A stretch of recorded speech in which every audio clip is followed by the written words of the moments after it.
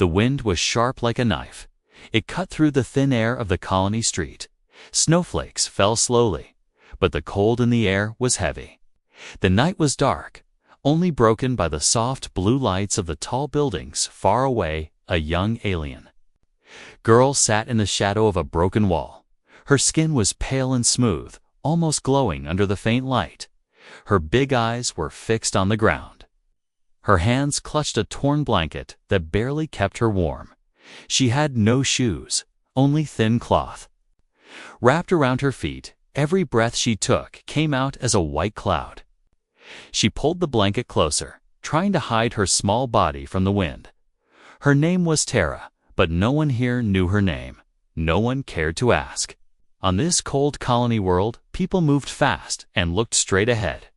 They didn't stop for strangers, especially not for a small alien girl sitting alone in the dark. She watched the people pass, tall humans in heavy coats. Some holding glowing screens, others talking to machines on their wrists.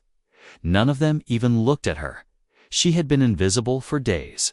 And maybe that was good, because she was hiding from someone or something that was still looking. For her, her stomach hurt from hunger. She had not eaten a real meal in 2 days. Only a few crumbs she found behind a shop. Her body shook from the cold. But it was not only the cold that made her shiver.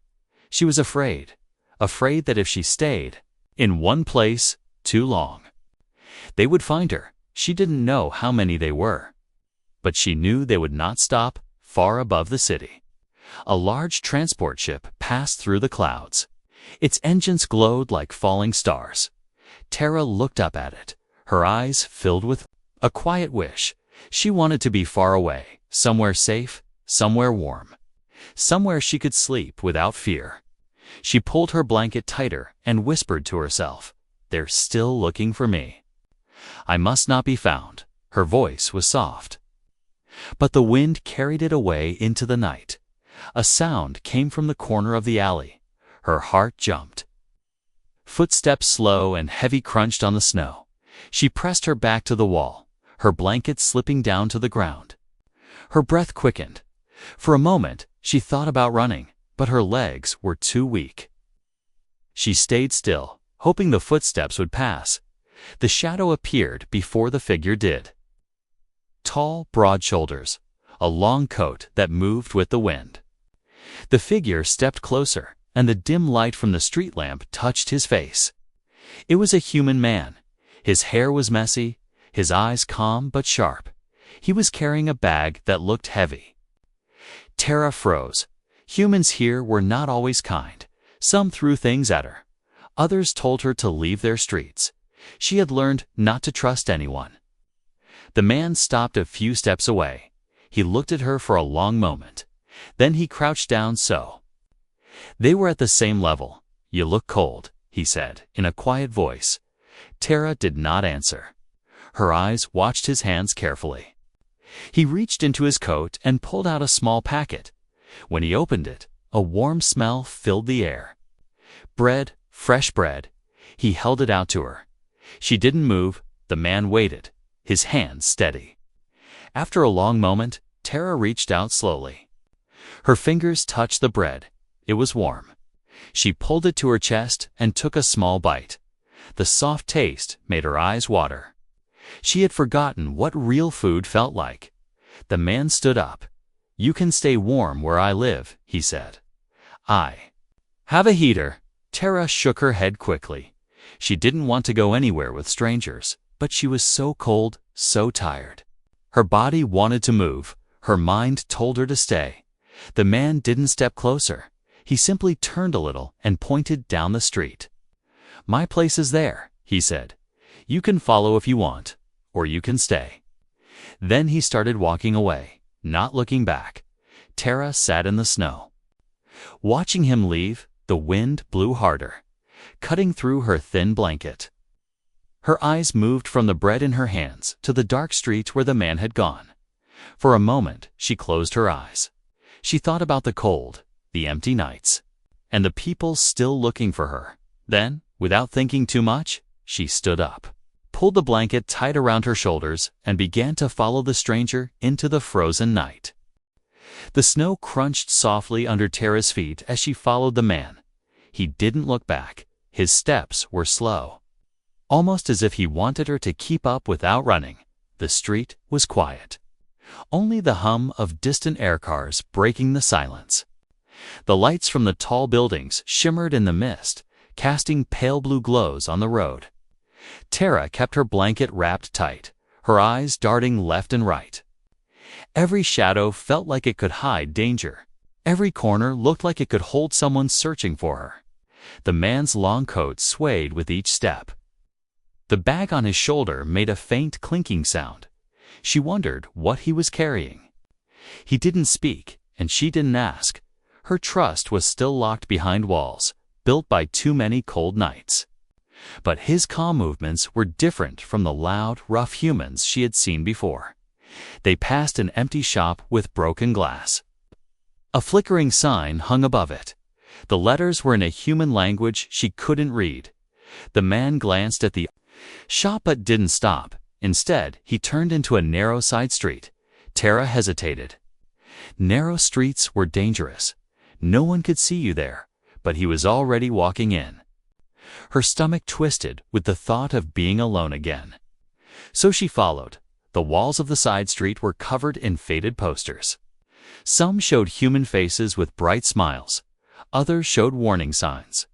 One poster made Tara's heart race. Image of her species with the words "Report immediately" in bold letters. She pulled her blanket tighter, lowering her head so the shadows covered her face. The man finally stopped in front of a metal door. It was scratched and dented. He reached into his pocket and pulled out a small device. When he pressed it against the door, a soft click echoed. The door swung open slowly. Warm air spilled out, carrying the faint smell of oil and metal. "Inside," he said simply. Tara stayed still for a moment. Her instincts screamed that walking into a stranger's place was dangerous.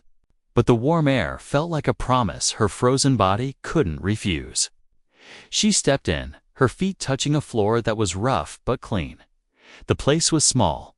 One room with a heater, glowing orange in the corner. A table with strange tools and half-built machines, shelves stacked with boxes, wires, and metal parts. It looked more like a workshop than a home, but it was dry and it was warm. For the first time in days, Tara's shaking began to slow. The man closed the door behind them and set his bag down on the table. He removed his coat and hung it on. A hook by the door, underneath his clothes, were plain and worn. His hands were rough. The hands of someone who worked with machines. He took something from his bag, a small steaming container, and set it on the table. "You should eat," he said. He opened the container, and the smell filled the room. It was soup. Thick and full of vegetables. Tara's eyes stayed on the food. Her stomach felt like it was pulling her toward it. Still, she didn't move until he placed it on the floor near the heater and stepped back. She crouched down, holding the warm bowl in both hands. The heat sank into her frozen skin. She took a sip. The flavor washed over her like sunlight after a long storm. The man sat at the table, working on a small device while she ate. He didn't ask her name. He didn't ask where she came from. And that made her relax just a little. She had met too many who only wanted answers. People who looked at her like she was a thing to be traded. This man seemed different. After a while, he spoke, his voice steady. "You can sleep here tonight." Tara looked up quickly. He gestured to a small bed in the corner of the room. It had a thin blanket and a pillow, but to her, it looked like something from a dream. She wanted to say thank you, but her throat felt tight.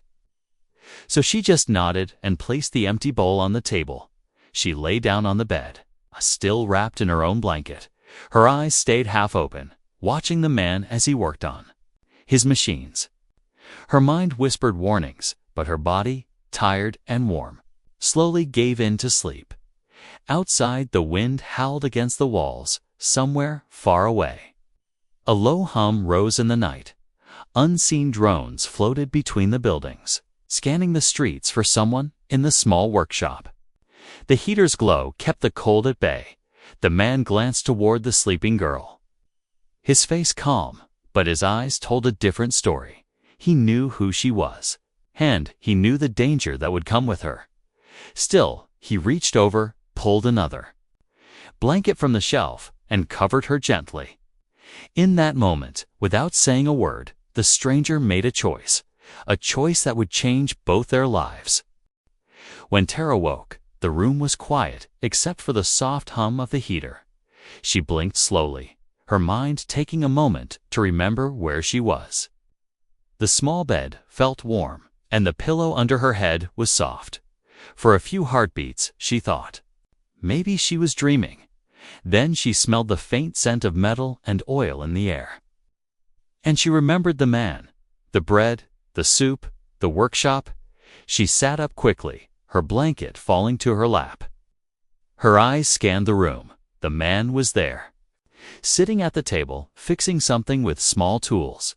The light above him glowed a pale yellow, making shadows dance across the walls. His face was calm, but his eyes were focused on the machine in his hands. He didn't look up right away, but he spoke in that steady voice of his. "You sleep heavy," he said. Tara hesitated, unsure if that was good or bad. She pulled her own blanket tighter and stayed silent. The man set his tools down and stood without another word. He walked to a small shelf and pulled down a tin cup. He filled it from a pot near the heater and brought it to her. Steam curled into the air from the cup. "Drink," he said simply. Tara took it, the heat soaking into her fingers. The liquid was sweet and warm. It loosened the tight knot in her chest. "You're safe here," he said. After a pause, the words were simple, but she wasn't sure if she could believe them. She had heard similar words before, and every time, safety had turned to danger. Still, she stayed seated, sipping the drink, her eyes never leaving him. "What's your name?" he asked finally. Her mind froze. Names had power. If the wrong people knew her name, they could track her. "Tara," she said quietly. He nodded, as if that was enough. "I'm Jonah," he said. The name was short, easy to remember. It fit him somehow. Jonah went back to the table and began sorting wires into neat lines. Tara's eyes followed his hands. They were rough, but his movements were careful, like he had done this 1,000 times. "You fix machines?" she asked. He glanced at her and nodded. "I fix things people throw away," he said. "Old things, broken things, things nobody else wants." His voice had no sadness in it, but the words made her think. She looked around the room again. The shelves were full of strange objects, half-assembled drones, cracked screens, tiny glowing coils. One wall had drawings pinned to it, diagrams of machines with notes scribbled in the corners. It didn't look like a rich man's home. It looked like a place built for someone who preferred to stay unnoticed. That thought made her feel a little safer. Jonah pushed a small plate toward her. It held bread and something yellow that smelled salty. She hesitated, then began to eat. Her bites were small, like she was afraid it would be taken away. Jonah didn't speak, and she didn't either. But the silence was not heavy. It was. When she finished, she sat with her knees pulled up. The heater's glow made her eyes heavy again, but a question burned in her mind. "Why did you help me?"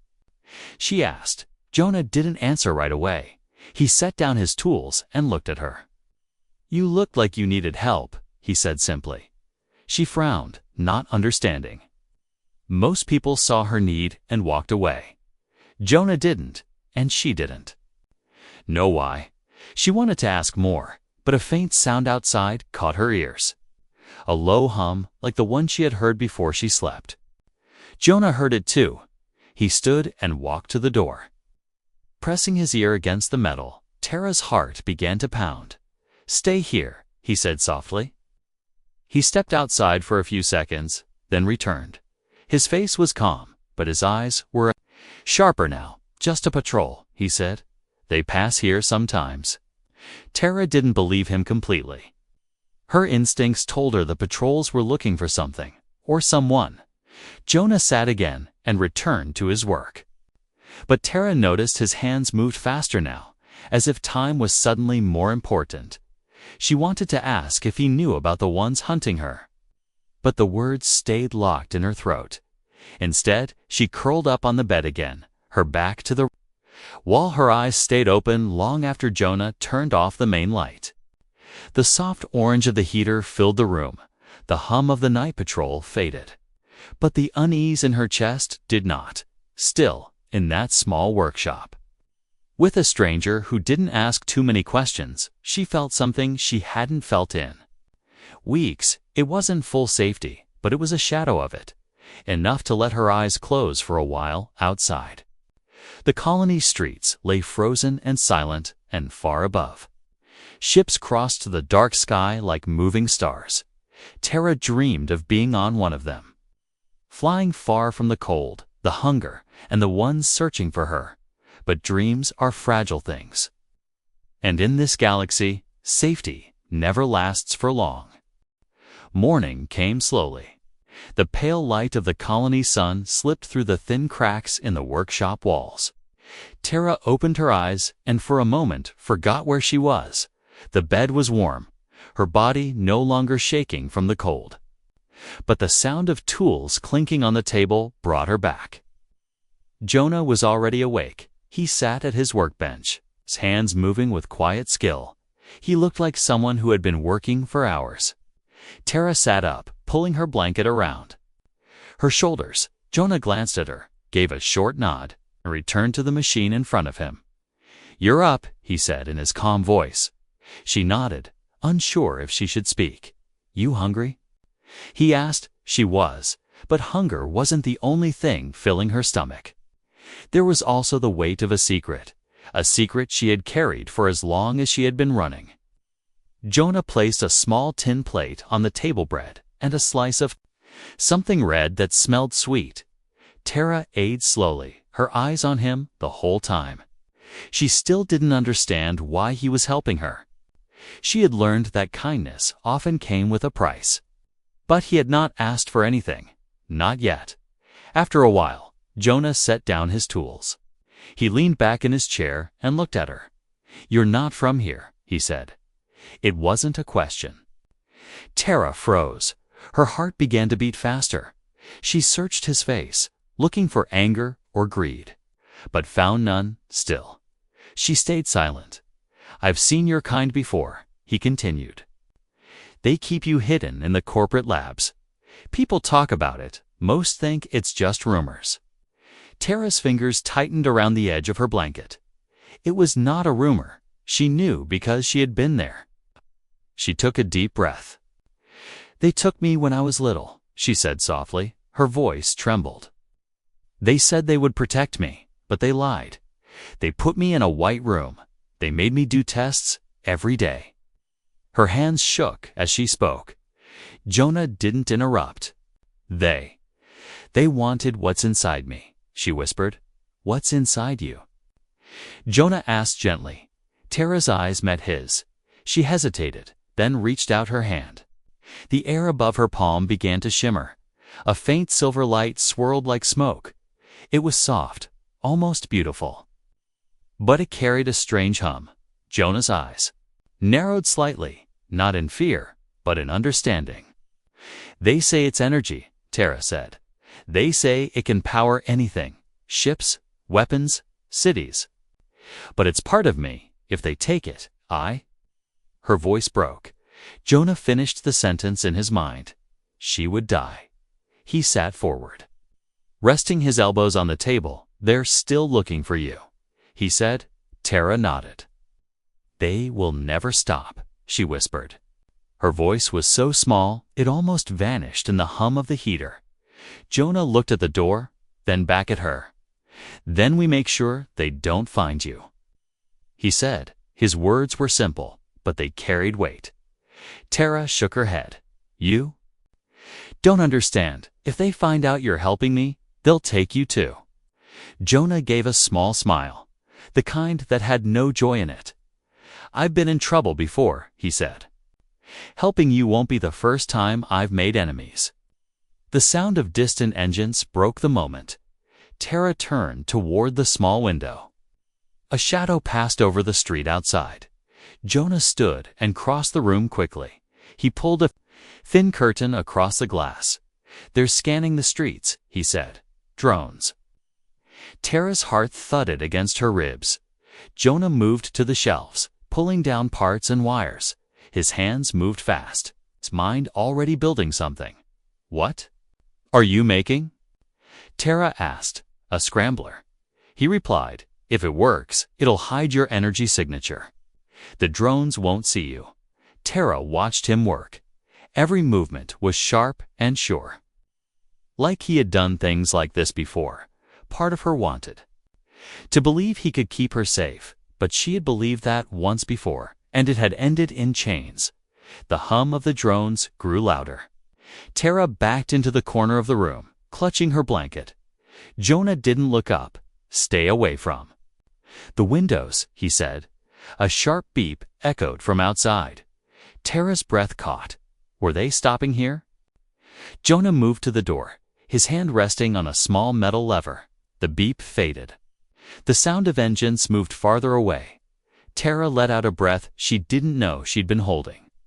Jonah returned to his work. "We don't have much time," he said. "They'll search this district soon." Tara's eyes locked on him. "You're really going to help me?" she asked. He didn't look up.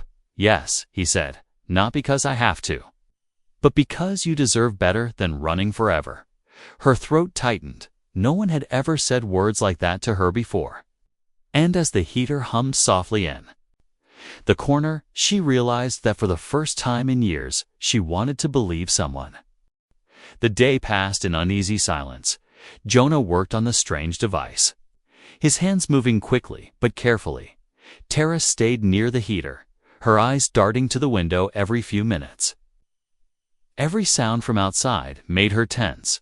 The low hum of engines, the faint thud of boots on metal streets, the occasional sharp beep of scanning drones. Each noise felt like a warning that time was running out. Jonah didn't speak much. When he did, it was only to ask for a tool or a part.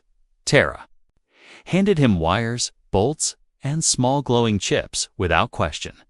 She didn't understand all the pieces, but she knew that whatever he was making could mean the difference between freedom and capture. By afternoon, the first sign of real danger came through the crack in the curtain. Tara saw a dark drone hover low over the street. It was different from the one she had seen before, larger, heavier.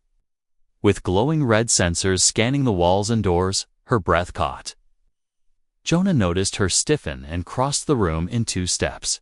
He peeked out the curtain, his jaw tightening.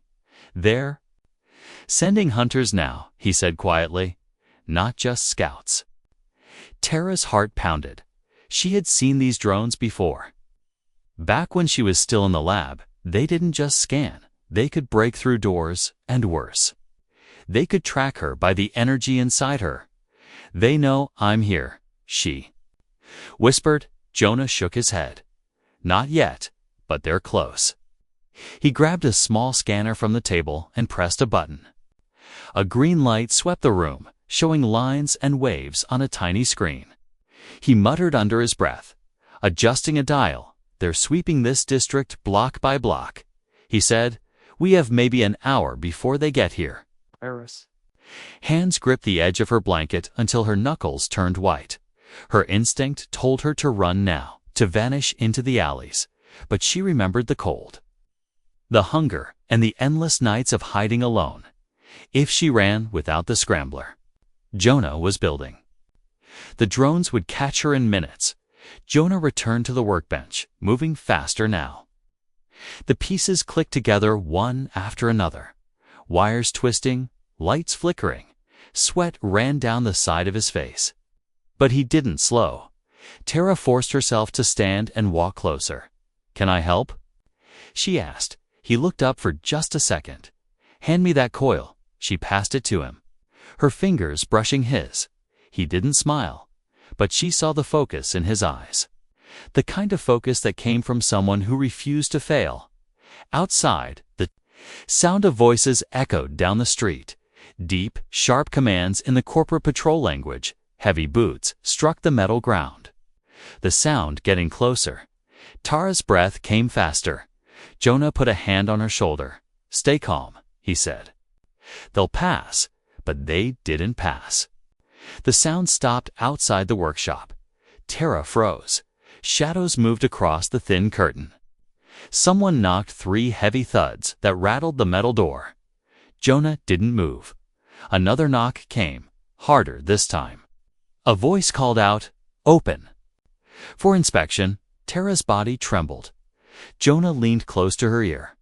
Speaking so low she barely heard. "Go to the back room, stay low, and don't make a sound." She obeyed. Slipping into the small storage space behind the shelves, it was dark and smelled like oil and dust. She crouched low, clutching her blanket, every muscle tight. Jonah walked to the door and cracked it open just enough to look out.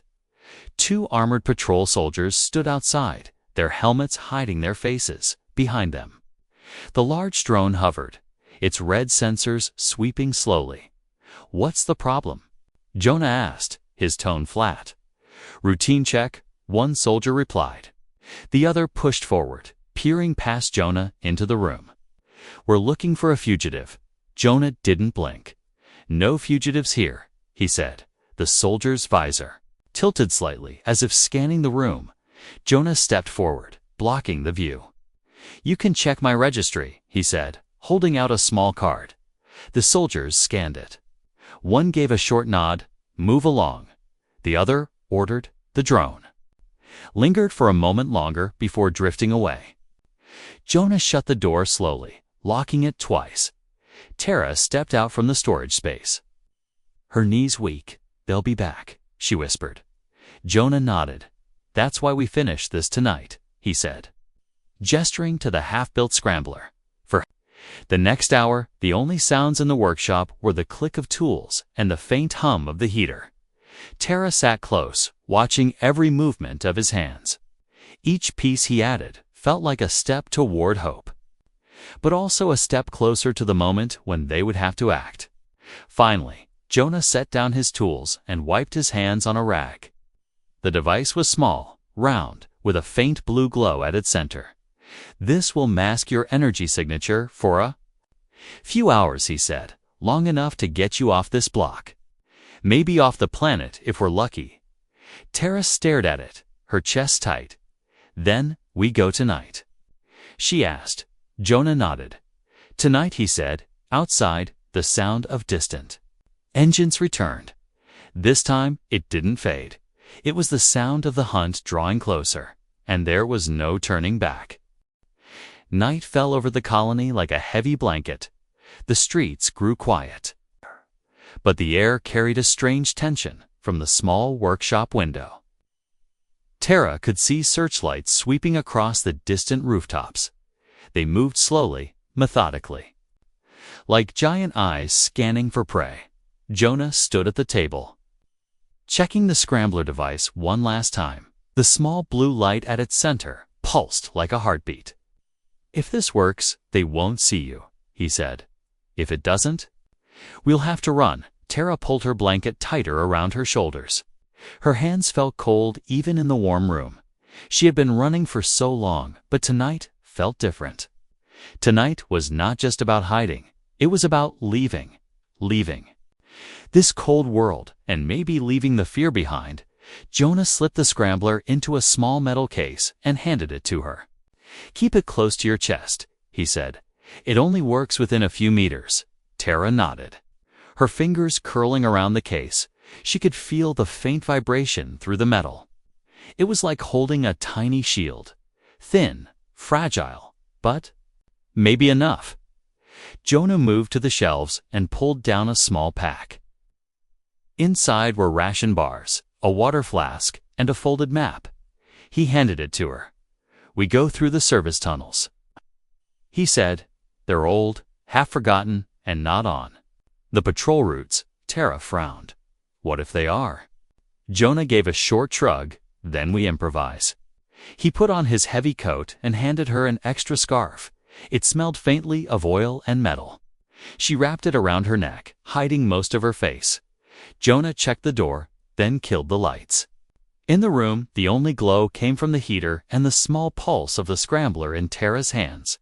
When he opened the door, a wave of cold night air rushed in. The street outside was empty, but distant shadows moved under the beams of searchlights. They stepped out, Jonah walking ahead, Tara close behind. Every step echoed in her ears. Every flicker of light made her heart jump. They moved quickly through narrow alleys, their breath turning to white clouds in the air. Jonah kept his head down, but his eyes scanned every corner. When they reached a metal grate set into the ground, he crouched and pulled it open with a groan of rusted hinges. A rush of damp air rose from below. This way, he said, climbing down. Tara followed.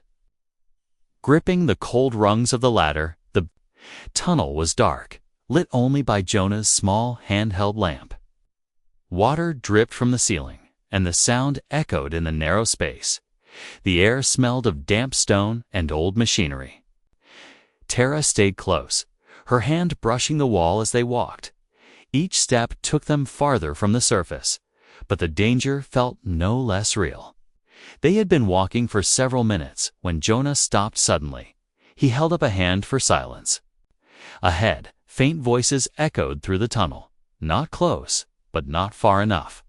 He switched off the lamp, and darkness swallowed them. Tara's breathing felt too loud in her own ears. Jonah leaned close, whispering, "Patrols use these tunnels sometimes." He waited, listening, until the voices faded. Then he moved forward again, slower this time. At last they reached a rusted door. Jonah pressed his shoulder against it, pushing until it groaned open. Beyond was a small maintenance chamber with a hatch in the ceiling. Jonah climbed up first, then reached down to pull her through. They emerged into the shadows of a deserted loading yard. Tall fences surrounded the area, but beyond them, Tara saw the faint shapes of ships in the distance. Her chest tightened. Freedom was just there. But so were the dangers guarding it. Jonah pointed to a cluster of small transport ships at the far end of the yard. "One of those," he said. "They run supply routes, no heavy security. If we can get to one before it launches, you'll be gone before they know it." They moved along the fence line, staying in the shadows, but the sound of boots on metal rang out nearby. Tara froze. Searchlights swept across the yard, stopping just short of their hiding place. Jonah pulled her back against the wall. The beam lingered for a moment, then moved on. He gave a small nod, and they crept forward again when they reached the edge of the ships. Jonah crouched, scanning the area. 2 soldiers stood near the boarding ramp of the closest transport. He turned to Tara, his voice low. "I'll distract them," he said. "You get inside, find a seat, and stay hidden." Tara shook her head. "No, it's too dangerous." Jonah gave a faint smile. "It was dangerous the moment I opened my door to you, before she could argue." He stepped out into the open, calling to the soldiers. His voice was loud, confident. The soldiers turned toward him, moving away from the ramp. Tara's pulse thundered in her ears. She clutched the scrambler to her chest and ran, her feet barely making a sound. The ramp loomed ahead, the ship's engine humming softly. She slipped inside, heart racing, behind her. Jonah's voice faded into the night, and the sound of boots on metal grew louder. She didn't dare look back. Not yet. The inside of the transport ship was dim. The hum of the engines filled the air like a steady heartbeat. Tara pressed herself against the wall near the storage crates. Hidden in the shadows, her hands clutched the scrambler tight against her chest. Every second felt like it could be the moment the soldiers appeared at the ramp. She could hear muffled voices outside. One was Jonah's, calm but firm. The others were the clipped, cold tones of the soldiers. She couldn't make out the words. but she knew he was keeping their attention away from her. The sound of heavy boots echoed closer to the ramp. Her pulse pounded in her ears. She took a small step deeper into the storage area, trying to melt into the dark. Then came the sharp hiss of the ramp closing. The voices outside were cut off. The hum of the engines grew louder through the small window above the crates. Tara saw the yard begin to sink away as the ship lifted. Her knees felt weak.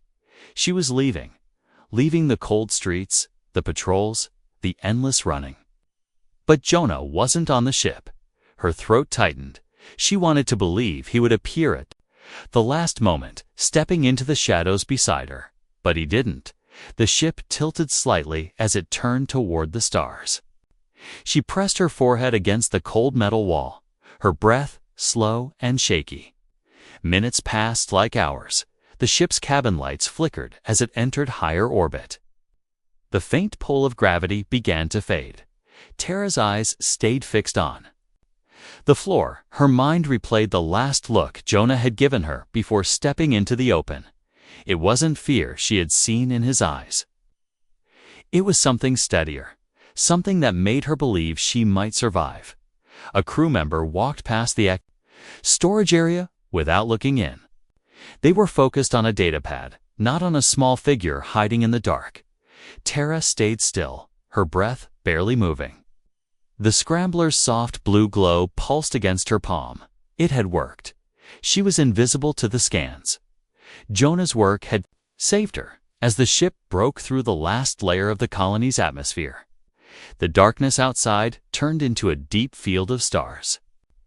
They stretched endlessly, each one a point of light and possibility. Tara felt a strange pull in her chest, hope, something she had almost forgotten how to feel, but with the hope came an ache. She thought of Jonah back in the colony. Would the soldiers take him? Had he escaped?